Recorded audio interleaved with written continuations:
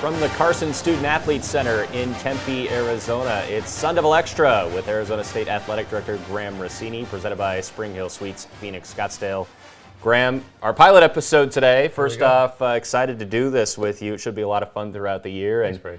What a fun time it is for Arizona State athletics. Students back on campus. There's a buzz here in the air in Tempe yet again. You know, how excited are you to kind of get back into things? Yeah, it's been a long summer. It's been an exciting summer, but a very long one. And so when we started the fall semester last week and got everybody back on campus, all of our student athletes are back from all over the world.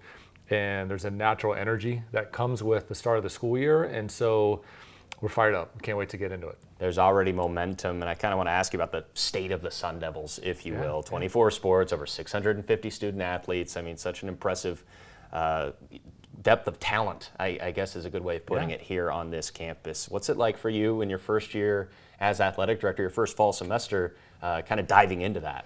Well, we're prepared to compete right out the gate. I think that's what I'm most excited by, is that we've got a number of our sports. You'll hear from Coach English today, and triathlon, the Trinasty, as we're calling it, #1 ranking announced today, which you'll hear about a little bit later, and a number of our sports. We've got soccer underway out the gate on a strong start, big win at LSU over the weekend. Volleyball gets going this weekend in Nashville, preseason number 17 in the country, and so a lot of success across a number of our sports. And so we want that momentum to roll into the start of football season this weekend, and we know what we've got there, with just a lot of excitement around the roster, a lot of excitement about our entrance into the Big 12. And so we're not looking to ease our way into our new conference. We want to come and represent proudly out the gate and be in a position to compete, and a lot of our sports are ready to do so. You just mentioned it. For the first time in 45 years, there's a new conference home. The Big 12 is now Sun Devil country. So an exciting opportunity. And of course, college sports changed, and it continues to change almost daily now. But in terms of this era of Sun Devil athletics, some of the regional rivalries, of course, will remain. And now you're in a 4-time zone league from Central Florida all the way to Tempe and all the way up to Cincinnati and Morgantown, West Virginia. It is nationwide. What does this opportunity bring to Sun Devil athletics? Yeah, I think it's a tremendous opportunity. And, you know, I would be remiss if we didn't mention how thankful we are for our time in the Pac-10, Pac-12. You know, I was here when we were in the Pac-10, had some great moments. Our identity is so tied to that conference over the last 40 plus years. And you know, we were able to use last spring as a way to say thank you to the conference staff, to the people who've been a part of that era of Sun Devil athletics, and we're very thankful for that to be a big part of our chapter.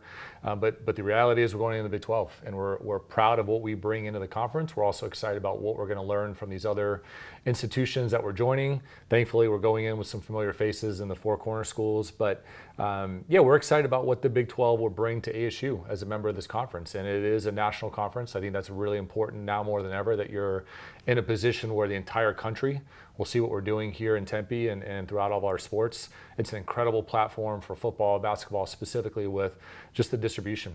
And games being on Fox and ESPN, there's no replacement for eyeballs and getting people tuned in on game day. And it's not a regional network, there's not a paywall. This is something that all fans have access to, and that's really important with where we're going. And being in a national footprint, having games in Florida, having games in Texas from a recruiting standpoint, that is incredibly valuable. And like you mentioned, we can maintain a lot of the historical rivalries as a part of the Pac-12. And LA, Southern California, the Bay Area, these are really important pockets for not only our coaches and how we recruit, but also ASU as an institution to maintain a presence on the West Coast. And so we're looking to, you know, really have our cake and eat it too. How do we be a great member of the Big 12 and take advantage of the exposure and the access across the country, but at the same time maintain these legacy rivalries in a number of our sports, and, you know, make sure our non-conference schedule has a lot of familiar faces on it. In terms of the Big 12, football is being kind of preached as a conference of parity. And it could be this year and in many years into the future. And then obviously the men's basketball side of things, it's the top conference in the country on the hardwood.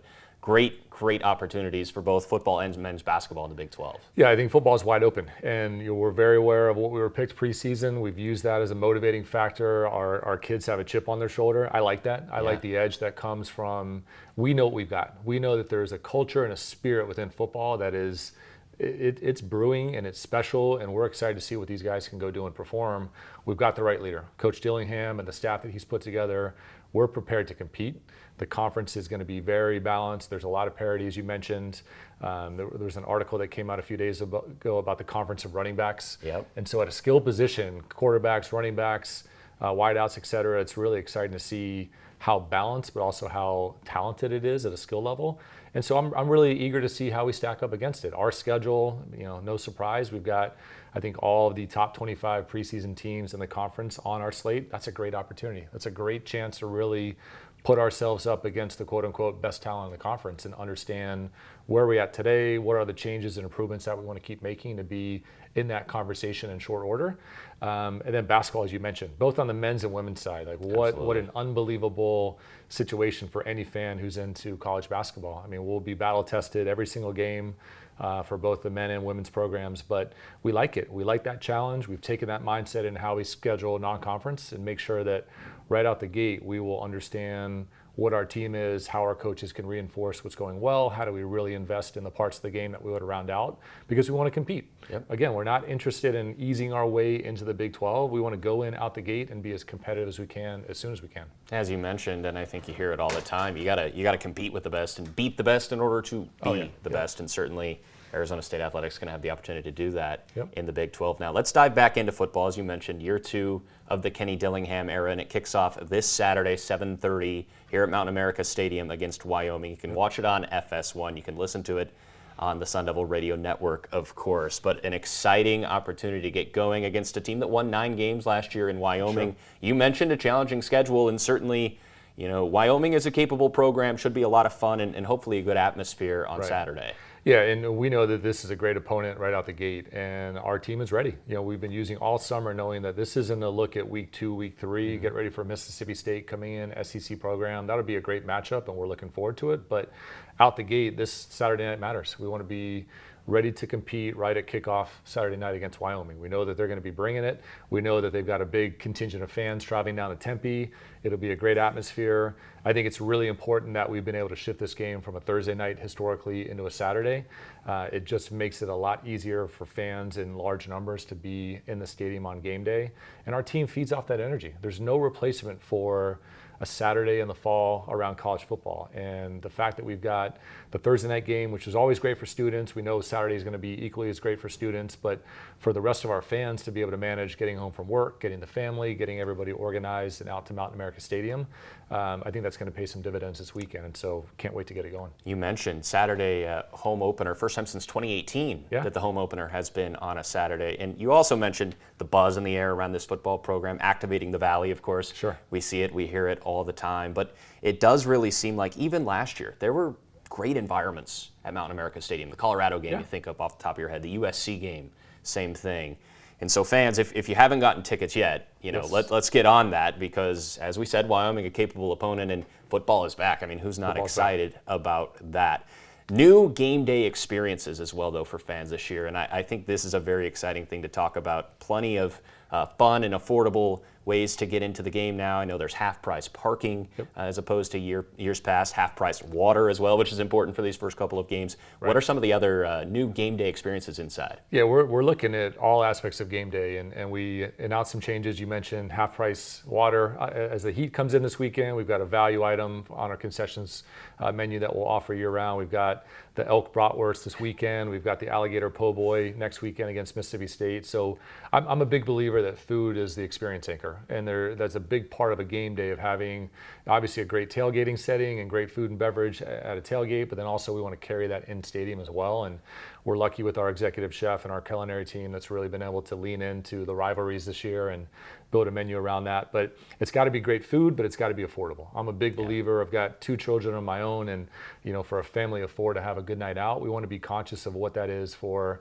a family that's making the decision to be out here. And we've talked a lot about this concept of driveway to driveway and building a game day and a fan experience that looks at all the parts of a game day that we control as ASU, and what is the content that you're listening to on 98.7 or a podcast as you approach the stadium.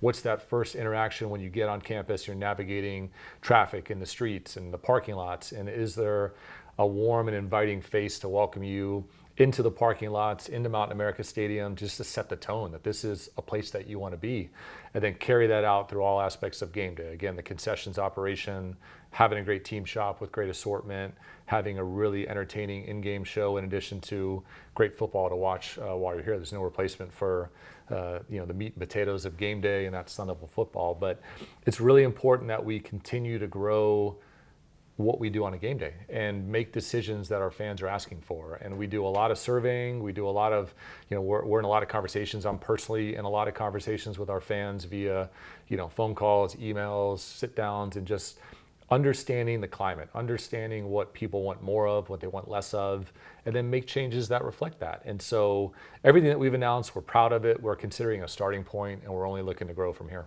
It's fantastic. And I think a couple more selling points to get to the game. The sun will be down. 7:30 kickoff. Yep, it will be dark, so you're not going to have to deal with the sun. And I think the parking aspect is a really big thing as well. We cut that in half. So it's really the cheapest parking for any major sporting event in the Valley now at just $20 in ASU lots. Yeah, absolutely. And I think this is all about volume. We want a full Mountain America Stadium. We want a full Desert Financial Arena. We want a full Mullet Arena. That's the playbook. And so I'm a big believer that creating a frictionless fan experience is a big part of that strategy. And so we want to make it valuable and easy for our fans to navigate, but we want to have great high-performing teams, and I think we're able to do both. No doubt about it. Wear gold Saturday, 7:30 against Wyoming. Plenty more to come. Coming up next, Graham, our first segment in the books. A long way to go this year, but it's going to be a lot of thank you. Out the gate. Flying out the gate. We'll be right back on the Mountain America Credit Union Sun Devil Radio Network. We're back here on Sun Devil Extra. Graham Rossini will join us again in the final segment today, but now we're joined by the head coach of the Arizona State Triathlon team, Cliff English. And if you're not familiar with Sun Devil Triathlon, let me break it down really simply for you. They're a dynasty. They have won the national title every year since 2016, 2020, of course, not counting because of the pandemic. But, Coach, it's the most titles anyone's ever had in USA Triathlon. How do you keep your athletes and yourself hungry for more? Well, first off, thanks for having me again. Yeah, of course. Always great to be on this show. Just consistency. I'd say that's the biggest thing. We love what we're doing. We're having fun. We try to keep it fun. It is interesting. You're right. Like each year, we're like, oh, wow, do we do a special talk? Do we talk about pressure? And we do talk. We're very open about that. But at the same time, we try to downplay it a little bit on this team and just be like, look, let's focus on doing our job well. I really believe it's doing the little things well, day in, day out, just being consistent, and then it kind of works out. It's very, very simple, but I don't like to overthink things, and it's like if we keep people healthy, keep the team healthy, having a good time, then it's going to go, pretty smooth. I've always really believed very basic principles. I kind of call it the Triple H, although it kind of dates me a little bit, Triple H back in the WWE days. But healthy, happy, hungry. If you have that with your athlete, then you kind of, when you're feeling good, you're rested, you're doing well, and you're having a good time, you kind of feel like you can go that extra little bit and dig deep and be really hungry for it, So that's what we kind of try to really keep in the team. Like I said, just good hard work, but keep it light. And, we're still rolling, still doing it, so it seems to be working. It might sound cliche, but I want you to elaborate a little bit on that Triple H, because I think it's such an intimidating sport for an outsider. Yeah. How do you keep training fun and light? Like, what is that process like? It can be just a good example last week, one of our swim sessions, we're 5 days a week we swim, but one of them we just threw in like relays. So all of a sudden we're breaking a team into either 2 groups of 5 or 3 groups of 4, and having relay races. So they're getting some really hard swimming. Some of them are actually setting like a personal best in like 100 or a 50, that kind of thing. But you're having fun and you're doing it for your teammate. So it's still hard work, but it just breaks it up. So then it's sometimes changing up your bike route, changing up a different location. So all of a sudden this is kind of, I found a new little circuit that's a mile that we've been using on the bike, and it's got nice little climbs, some good little descents, and some technical turns. So at the same time, you're working hard, but you're also practicing the skills, and it's something new and fresh, right? So little things like that, like it can be a repetitive sport. So if you're trying to be mindful as a coach of thinking like, oh, let's change the venue, we go to do a run somewhere else or a different trail, or it just makes a little bit of a difference, I think. And it kind of goes back to my days when I trained. I had sometimes coaches that may be a little less creative, and it was just like same thing all the time. So you kind of knew what you were getting almost every day. And at one point you're just like, wow, okay, so it's the same set, same this, same that. So with this, I'm always trying to, there is going to be some repetition, but if you can mix it up a little bit,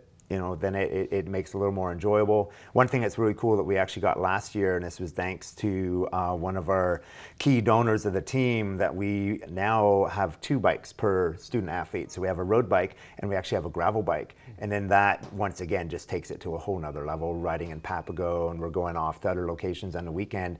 But it helps work on your bike skills, and then it's fun. It's totally different. Like you're just on a trail dealing with everything. Sometimes lizards run by or birds, like there's just a lot of different things, but you're working hard, different environment, and it's just enough of a change. So before we started recording, Coach was saying 31-mile ride this morning, is that correct? Yeah, 31-mile ride this morning, and he did it with his team. So he's in the heart of training with them at times as well, and obviously your journey to get to this point is rather interesting, starting off as a teenager as a swim coach, and then you got into personal training while also starting to coach triathlon as well. So, give me a bit of background on where it took you to get to Arizona State. I know you have plenty of experience in the Olympic Games as well, 4 different Olympic Games where you were a coach. So very impressive resume. But you found yourself to Tempe, and now you've had a great deal of success here. Well, thank you. Yeah, I'll try to go nutshell with this one, but yeah, it's really interesting. It goes all the way back, I guess, to high school, where I was, I played a lot of sports, grew up in Canada as a hockey player. But, in some cases, and this was kind of funny, and this maybe will explain a lot, but I'd say it was around maybe grade 9 that physical education teacher took me aside and was like, English, not everyone's cut out to be athletic. Why don't you join band? So that was really like, oh, that's okay. a humbling comment, right? Exactly. Yeah. So, and yet again, it was another team that I think I was cut from, even though I was basically just warming benches. So I found cycling. I remember, I lived in the country, used to ride to school anyways, and then I just started to get into it more. And then probably by the time I was 17, it turned out I was pretty good at it, and was ranked, one of the best in my province, and then at one point top 5 in the country. And that's got me really pretty hooked. And it was interesting too, because in me now as a coach, I'd say I definitely like to motivate, but I'm also someone that looks for those diamonds in the rough. I'm also a bit of a nurturer, and I think a lot of that kind of has come from that experience, that basically I found a sport that I was really good at, no thanks to anyone, really. You know what I mean? It was one of those where that back in the day, your physical education teachers, your coaches, you want to think about keeping people in the sport, right? Keeping them engaged, keeping them retained.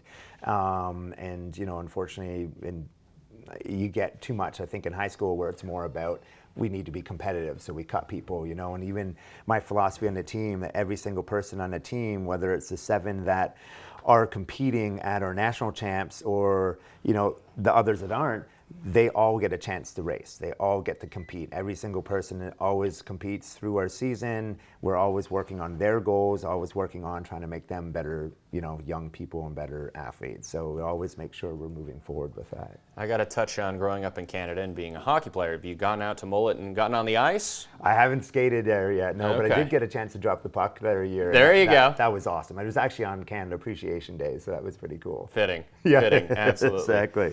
I think one of the things that boggles my mind the most about your program success is you hear it all the time in sports. It's really hard to get to the top, but it's even harder to stay at the top. And it's been so long, since 2016, like I said, where a national title has come every single year. What's the recipe behind that sustaining success at such a high level? I think I didn't think about it until maybe our 5th or 6th in a row.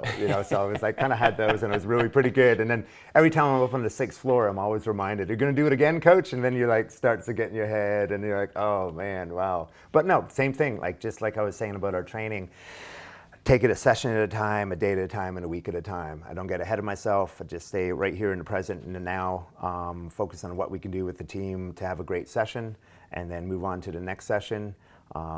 Really big emphasis on what we do in terms of the work, and then on the other end, because we do train 3 sports and then strength, so that's like our 4th, it's that recovery, staying healthy, really making sure that you have great communication with your student athletes. So you're just really finding out how they're doing, how they're recovering, did they sleep well, all those little things, because you're constantly trying to adjust that training load to get the best out of them. But at the same time, you're really trying to balance the school schedule and everything that they got going on in their lives. And find if you focus on, doing the little things well, it does work out. It sets you up to have the opportunity to be at your best when you compete. Haven't been thinking about the amount of national titles, but you're running into the Bill Russell and Phil Jackson dilemma. You're running out of fingers for championship. I do have toes. Yeah, there you go. Yeah, we can downsize the rings. Last one for you, Coach, and this is a sport that's rapidly growing around the country. What are some of the next steps, for the sport as a whole, that you would like to see triathlon continuing to grow around the U.S. and in Canada and all over North America?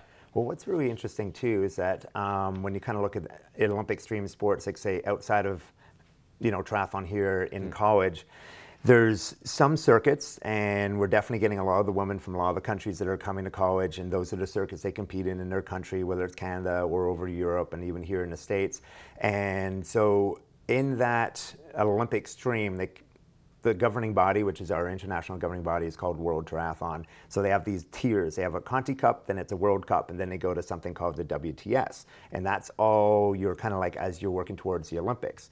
And so we're at this level where once they're out of juniors, which is 19 and under, and they're getting into under 23, they have these Conti Cups that are, some are in Canada, some are in the US, and so we actually do a lot of those competitions outside of our collegiate circuit. So we're really working on them developing, getting, a higher level of competition in these, because a lot of times some of those top level national team athletes do them. Like we had an amazing couple years ago, so like 2022, I believe, was the year that one of the ones in Sarasota, Florida, Amber actually beat Katie Zafaris, who was the Olympic bronze medalist from Tokyo. So I think it was a bit of a shock to her.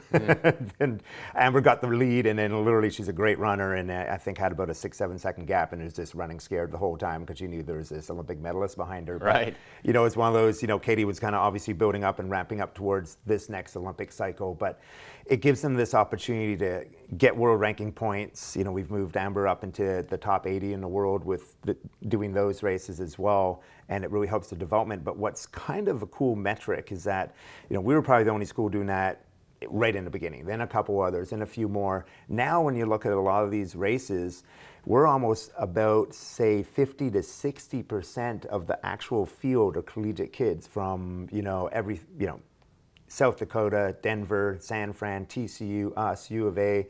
So we are actually seeing, this retention of athletes. We're keeping them in the sport past that junior, 19 and under. We're keeping them in it longer. And I think that we're going to continue, I hope, by this next Olympic cycle or the following one, that we'll start to see, more and more of these athletes from around the world as well that are coming into college, that are actually getting these opportunities to do these races and do all their NCAA goals while they're also doing their, individual goals and moving up as a world triathlete and towards national teams and worlds and all that fun stuff. So it's definitely, like I said, I've seen, especially I'd say in the last 3 to 4 years, such a huge growth in that, and some of these races, one of them I think was also in 2022 or 2023, where normally the men's field is much larger than the women's, so maybe you get 50 men, 30 women, 35 women kind of thing. We had one race that had a few Olympic medalists in the women's field, and it was something like 49 women and only 36 men, which is amazing. And in that, there was about 27 of the women were all collegiate kids. Wow. And so we're really seeing, I think that's a great metric, really seeing a lot of growth, and in that top 10, there was actually 3 collegiate kids, and in that top 20, there was 10. So, pretty amazing. And you had the Olympic gold medalist from Rio was in that race, and then Olympic bronze medalist was also in that race. So pretty good stuff. Yeah, so that shows. Yeah. That shows that the future is certainly bright for the sport. LA 2028 will be here before we know it. I know. And certainly that will be exciting. But your season is now here as well, September 1st, kicking things off in Mount Shasta, California. Your freshmen will be competing in that one. Coach, thanks a lot for stopping by. Best of luck this year. And now we get the chance to chat with one of your stud athletes. In just a moment, Naomi Ruff joining us, second nationally last year. Coach, thanks a lot. Thank you so much. Welcome back inside Sun Devil Extra, sticking with the triathlon theme now, and we're pleased to be joined by one of the stars of the triathlon team, a junior from West Chicago, Illinois, Naomi Ruff. And Naomi, first off, thanks a lot for joining us. And I know, it was a great year last year for your program, as we were just talking to your head coach, Cliff English, but you're back on the team now, a long offseason preparing to get going this year. What was that offseason like, and how excited are you to get back into it? Yeah, first off, thank you for having me. This is a really cool opportunity. I guess going from last season off of like the high of being second in the Nationals, it was a really cool experience. And yeah, over the summer, I trained with some of my teammates along the way when we would meet up for races for our countries. And yeah, it just really got me excited for what the season to come is going to be like. You mentioned Nationals and finishing second a year ago. I mean, an unbelievable performance. How much were you able to use that as motivation, preparing now for your junior year and in trying to maybe get one place higher up? Yeah, I mean, I guess the goal is to get that one place higher up. And I mean, as a whole team, we have consistency of getting on that top step. So I guess that's a huge goal, like overall for our program, and just to like set ourselves as an example and to make everyone stronger as a whole on the team. I've loved the opportunity to talk to you and your coach today and bring more awareness to this sport, because it's obviously physically demanding, but the travel aspect of it for your team this year also is rather interesting. No home races at all. So what's that like as a student athlete? I know you're a great student as well, balancing travel and competing on the road and not ever competing here at home. Yeah, it'll be a change, because the last 2 years we've had Nationals in our backyard kind of, but this year I think it'll be a great opportunity to like travel more. And I think we race well when we travel too, so looking to bring our like biggest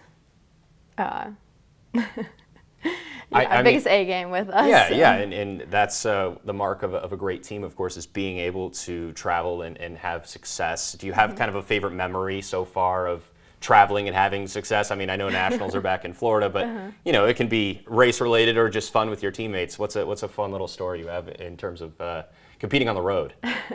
Oh, it's always a lot of fun. I mean, the team, we have such a great atmosphere, and I guess just how we travel and race together, we always lift each other up. And yeah, we spend the nights like in each other's hotel room. We'll always braid each other's hair the night before, so yeah, it's a great atmosphere. I want to pick your brain a little bit about the mental aspect of this sport. It's very obvious how the physical aspect is a key component, but mentally, as athletes, you hit walls at times, you get tired, you may struggle with other facets of your sport or your competition, but for you personally, how do you kind of break through some of those mental barriers? Let's say you're in competition or you're just training. What's that like for you? So I guess one of the biggest things is we do it in practice every day. So when we go deep in practice, when it comes to a race, we know that we can do it. And yeah, just going back to the Olympics that happened just a few weeks ago, Katie Ledecky, when she won the 1500 meter freestyle, she was talking in her interview afterwards, when she won gold by nearly half a length of the pool, or almost a full length, about how she was thinking of her former teammates, coaches, family members. What's your mind like when you are competing? Does it ever kind of drift away and you think of other things, or when you're in the heat of it, what's that mindset like? I guess it does kind of drift a bit. You think about like your day-to-day and your teammates, and you just want to do the best for them, especially because racing NCAA triathlon, it's all about your team too and how you finish all together. So yeah, I definitely think about the experiences of each day. Yeah. A product of the Midwest, of course, like we said, you fell in love with this sport, but take us back to, growing up in West Chicago and your process there. How did you fall in love with triathlon? I guess I was a swimmer since the age of like 8 until high school, and then I kind of figured out that I could run a little bit. I did a mile fun run in where my parents grew up, and then after that, I decided to join the cross country and track team, and then met some people who did triathlons at one of our rival high schools, and got into it. Tried out on their club team called MMTT, and just fell in love with it. Where did the cycling aspect come into play? So it's swimming to start, then you started running. Yeah. That was the third leg of the initiation? Yep, it was definitely the one that was newest to me, but actually in the end it ended up being one of my favorite things to do. So still learning though, still places to improve. Well, of course, and I want to ask you about being a triathlete in college. You wear your backpack around that says Sun Devil Athletics, I'm sure, and people, I'm sure, ask you what sport you play. What are some of the reactions you get sometimes when you explain, well, I'm a part of the 7-time national champion triathlon program? Yeah, I guess sometimes people mishear and they think we say track, and they're like, oh no, it's triathlon. But people are just like, oh wow, you're the real athlete. That is very true. We get that a lot. So I'm going to put you on the spot here in terms of, if you were not competing in triathlon and you can't say track, you can't say swimming or cycling, what sport would you be playing? Oh, that's a good question. I don't know. I really liked volleyball. I think it's a lot of fun. Even like last week there was an event for all the student athletes and we all did beach volleyball. So I think maybe volleyball. Okay, and then one more fun one, because I think if I were to try to do what you do on a daily basis, I would probably pass out really quickly. I don't know if I'd make it through one event. But in terms of when you're done, like let's say last year at Nationals, you finished second, you've got to be extremely pumped up.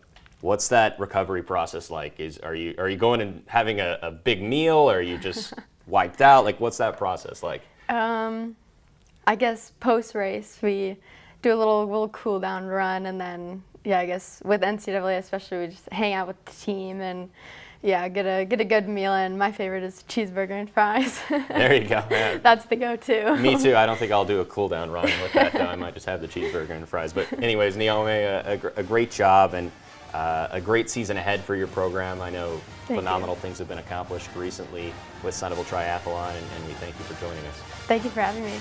We'll be right back on the Sun Devil Radio Network.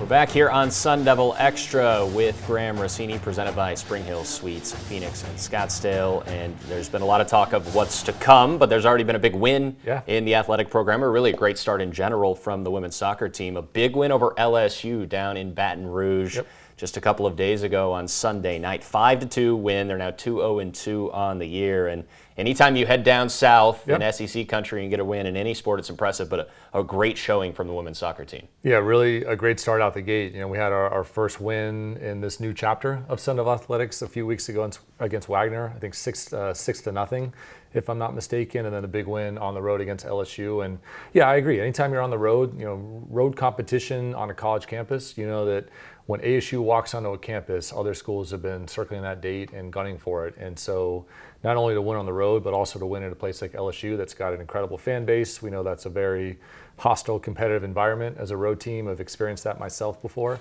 That's a big win. And, Coach Winkworth called after the game, and the team was singing the fight song on the bus, and he had it on speakerphone, and just what a cool way to start the season for them, as they're off to a great start and having big road wins as well. As an athletic director, those are the moments you got to live for, right? Getting those calls, hearing that in the background, it's got to be great. Absolutely, and that's been the best part out the gate, is just now that we're in event mode, we're competing. We had our volleyball scrimmage over the weekend with 2,000 fans at Mullet Arena to see volleyball go through their maroon and gold scrimmage, and just the energy for not only the student athletes that are back competing and representing us so well, but that people have been looking forward to fall and back to school and the weather getting better. And I like to say all the good stuff's in front of us. No doubt about it. And you can catch the soccer team at home this weekend. Of course, a busy weekend on campus. Thursday against Grambling State at 7 p.m. at the Sun Devil Soccer Stadium. And then Sunday, 1 o'clock against Penn, also at the Sun Devil Soccer Stadium. 5 goals on 6 shots on goal at LSU. That's efficient. That is efficiency. Efficient soccer. Unbelievable. Let's move on now to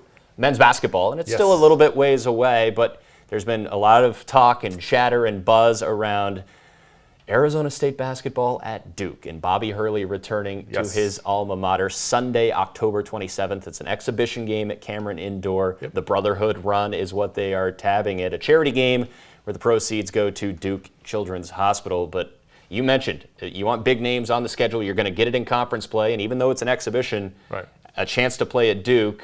Bobby knows it well, and college basketball fans know it well. It's a great opportunity. It is, and I'm so excited for Coach Hurley, and not only for the program, but for Coach in particular, just to have his career come full circle and leading the Sun Devils, going back into where he made his name as a Blue Devil. I just think there's a romantic dynamic to the fact that he can go back home, and really a lot of thank you to Duke for making this available. It was a conversation maybe early part of the summer of like, hey, there might be an opportunity. The Duke athletic department, the coaching staff was really into it. I think Coach K was kind of brokering it behind the scenes in a way that was cool to be a part of. And so, yeah, we're very excited to bring the team on the road. We'll have a number of our donors and diehard fans and supporters have a chance to participate in that weekend with us. And again, I think it'll be neat to stack up against one of the best programs in the history of college basketball and understand where we need to go as the season starts. We've got a very talented roster, and I give Coach and his coaching staff a lot of credit. They've really worked hard this summer recruiting, been very active in the portal. We've got some great first-year students coming in, joining the roster as well.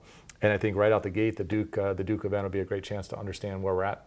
A few months in between now and then, but I think there already is a lot of excitement. No Thinking doubt. about not only that game, but this season to come. Bobby Yes. had his number retired back in 1993 at Cameron Indoor, so he'll be Yes. back where he became a college basketball legend. And as you mentioned, Graham, you can have a chance to go on that trip. Yep. Go ahead and visit sundevils.com or on X at Sun Devil Hoops. Posted about that yesterday. Bobby had a video out talking about how that could be possible. But exciting. I mean, what an opportunity that would be. Yeah, and part of the plan all along was not only do we want the exhibition game and the fact that there's a charity component to it is important, but we've just figured this is a unique moment for our basketball support system to be out there. And we've talked a lot this summer about obsessing over the fans who obsess over us and providing some unique moments that haven't previously existed. And this is hopefully one of the many that we'll create as a result.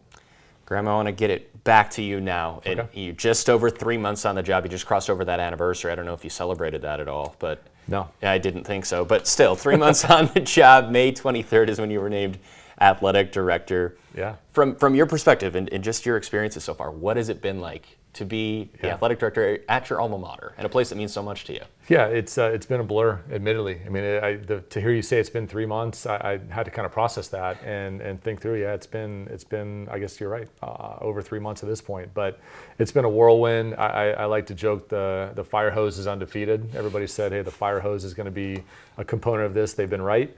But yeah, what a privilege! What an unbelievable honor and responsibility. It's not about me. It should never be about the AD. It's about what we can all represent together. I do think being a Sun Devil and having come through not only our athletics department but the university, I think I'm connected to it in a deep way. And I'm not here to suggest that that's the only way to be an athletic director or the only way to operate. But at this moment in time, I think it can be powerful in terms of us just coming together as a Sun Devil community in support of these young people. We've got, you mentioned, almost 700 student athletes from all over the world that are here to proudly represent ASU. Our responsibility is to open doors and create connections and allow them to be, better than they've ever been. We had an event last weekend, all of our coaches, all of our athletes together. It's the one time a year that we can get everybody together just with the busyness of schedules. And there was a comment I wanted to share with the group because it really struck me this spring when I heard it. But we've got a gentleman named Art Mortori, long-standing, incredible supporter of our wrestling program. He's a wrestling letter winner himself, was a national champion when he competed at ASU, and he retired from his profession earlier in the spring, and we had a chance to recognize him before a meet early in the season. And he mentioned something to the group that really struck with me. He said, "You're already great. We're just here to give you the tools to be even greater." And I really think that's been wise words to hear, stepping into this responsibility where we've got elite talent, we have success stories, and everywhere that we look, not only our student athletes, but also our coaches. And the neat part of the show is we get a chance to showcase a lot of them, but they're already great. As an administration and as a part of athletics, our job is to help them be even greater. And what a joy. I'm trying to avoid getting a real job as long as I can because I'm able to, find something that just gives me such pure joy and fulfillment, and it's through helping others. And I can't think of a better thing to be connected to. No doubt about that. And I think that's something that, just listening to friends, family, media members talk about your hiring it's awesome to have a Sun Devil back, but it's not just you. Your wife was a student athlete here, and I know you mentioned in that in that program last week with all the student athletes that your two kids, your son and your daughter, are being raised as Sun Devils as well. What does your family think of the entire experience as well? Yeah, I always want to clarify. My wife, Allison, she played volleyball here, was on an NCAA tournament, easily the better athlete in the family. So I'll lay that down at home and admit that she is far superior as an athlete in the family. But, you know, we're both products of ASU. And my hope is that our student athletes and people at ASU can look to the two of us as one of the many, many, many examples across ASU of what this environment can provide in your wildest dreams. You know, I at 18, being in this building, being a part of this athletics department, I don't think I could have ever predicted this outcome. And the fact that I'm sitting here today, I just want to use my path to be hopefully inspirational to somebody at ASU and help them understand that if you invest in the environment, if you use the tools that have been provided to you, there are great outcomes on the other end of it. But at the same time, you gotta put the effort in. You get out of the environment what you put into it. I'm a big believer in that. But I'm just so thankful for our ASU path. We're diehard Sun Devils. I couldn't imagine being anywhere else. We got a 5-year-old little boy, Rhett, 3-year-old little girl, Sophia. They're going to be at a lot of our games. They love it. I can't think of a better way to raise a family than being on a college campus and being around elite athletes at the same time. You can feel that passion. I think it's very clear when you talk that he's definitely a Sun Devil, folks, and it's awesome to see you at the helm. But it's not just you that's a Sun Devil. 9 head coaches throughout this athletic department that are Sun Devil alums. What does that say about Arizona State University that people want to come back, they want to stay? That's the sentiment for me. And we've got a number of our assistants, a number of our administrators are alums as well. I think 2 things. People want to be here, most importantly. This is a destination for somebody who wants to work in collegiate athletics, who wants to work in the sports business, who wants to work in higher education. ASU is sought after across the globe, and we see that. But when you've got alums and letter winners that are choosing to apply their profession in a place that they benefited from, I don't think there's a better testament for recruits or for families considering this opportunity when you look around and you hear 9 head coaches and a number of assistants that are back at their alma mater because they believe in the mission, they believe in the environment, and they know what's capable. And so I think there's no better validation of what we're doing than when you've got alumni-led programs or people that are seeking out the chance to become a Sun Devil and have their best years while they're here on campus. Things start to get fun from this week on. Football starting, of course, volleyball getting going, soccer continuing, triathlon starting up this weekend as well. Very busy time around campus, and it's going to be a very fun year ahead. Graham, show number 1 in the books. A lot of fun with you, and I look forward to a fun. You don't need to congratulate me, man. You're official. You're in. I am official now, but this was your first show as athletic director as well, Yes, so I guess I need to congratulate you as well. Hey, we're in it together. We are in it together from the go. Stay tuned. It's going to be a weekly show. A lot of fun and exciting content to come, and great stuff. Thanks a lot for doing this. Yeah, thanks so much, Braiden.